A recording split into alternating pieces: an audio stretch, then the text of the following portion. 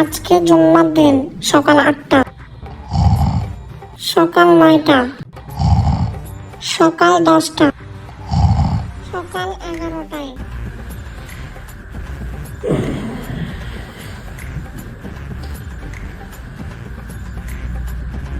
দুপুর 12টায়।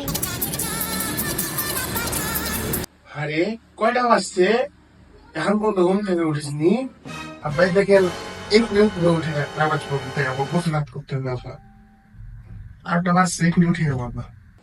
না না, তোকে মসজিদ যেতে হবে না, এটাই ইমাম ডাকছি। মসজিদ কেন যেতে হবে না, নামাজ পড়তে যেতে হবে না।